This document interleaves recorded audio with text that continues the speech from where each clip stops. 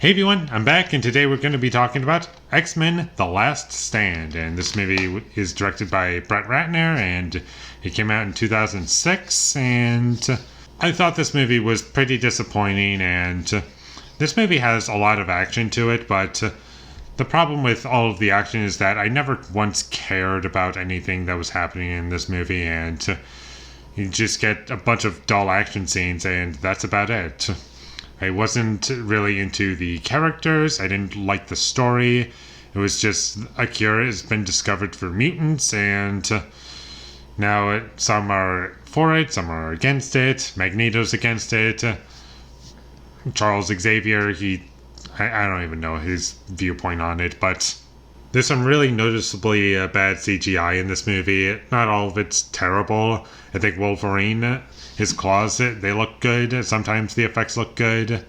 But most of this movie is just really dumb and stupid. And it's trying to have a political point on certain things and, have a message by the end of it.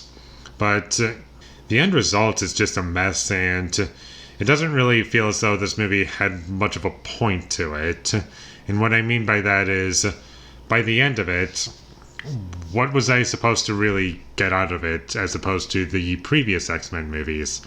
I didn't feel as though I got anything from it, other than some action scenes that it was trying to offer me, and those were pretty boring. And the way this film treats its characters, it just treats them as, dull, boring, pieces of cardboard.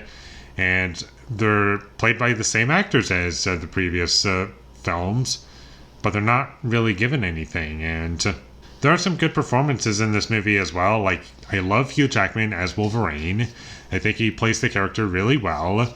Ian McKellen and Patrick Stewart, they're great in the movie as well. And there's some good acting in it, but the characters aren't really given much. And Charles Xavier in this movie, he's kind of unlikable. In this movie, the way certain information is revealed is kind of irritating. And also, they threw in the whole Dark Phoenix storyline into this movie for no reason. And it kind of feels like a movie that's torn between what does it want to be? Does it want to be a film about mutants possibly having a cure and what that would be like in this universe? Or do you want to have the Phoenix storyline? And it kind of meshes both of them together. And I guess it's more about the mutants and the cure and all that stuff more than it is about the Dark Phoenix storyline, because that's kind of a subplot, really. It's in some ways, it's like they just threw it into the movie, and that's how it feels in this film.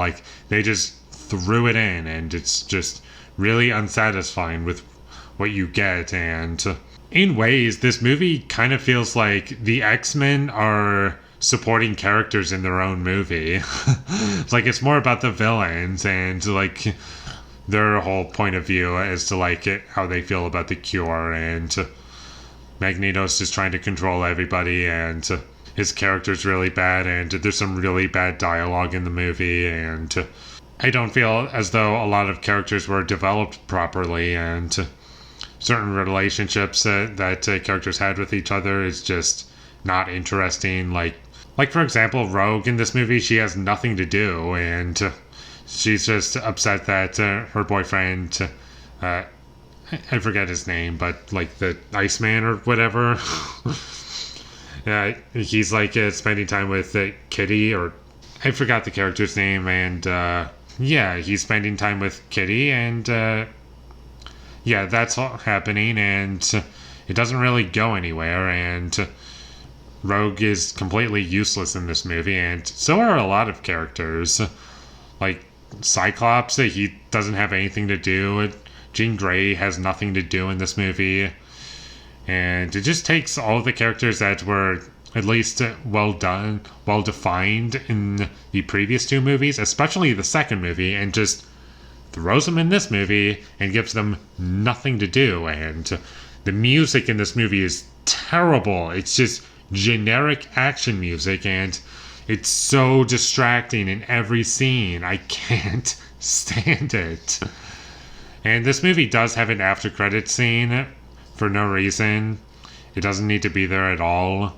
And it's just to set up other movies, and I'm not going to spoil it on the off chance that some of you haven't seen it yet, but it was pretty dumb. And that's about all I have to say about X-Men The Last Stand. It just throws in characters that are given nothing to do, like Jean Grey, Cyclops, Rogue, and Wolverine to some extent. He doesn't have anything to do, really. And every character in this movie has nothing to do. And they introduce new characters in this movie as well. And they give them nothing to do. Angel being one of them. Colossus. Nothing to do in the movie. And they just have so many characters that they just don't know what to do with and just throw them in this movie. And this movie was also it's shorter than X2, X-Men United, but it feels like it has so much filler. It's like most of this movie doesn't matter, and you could honestly just skip it, and you wouldn't be missing anything, honestly. And this movie doesn't really do anything right. It's not the worst movie ever made. There are some that are worse than this, but I just wish that it was a lot better. And if you haven't seen this one, there's really no real reason to check it out, and even if you're a completionist, you can honestly just skip it. Well, if you are a completionist, you're probably going to watch it, but everyone else, don't bother. And with all that being said, I'm going to give X-Men The Last Stand a 4 out of 10. Thank you for watching my videos as always. If you enjoyed this review, be sure to leave a like and comment down below you thought of X-Men The Last Stand, and my social media links, they will all be in the description, so follow me there.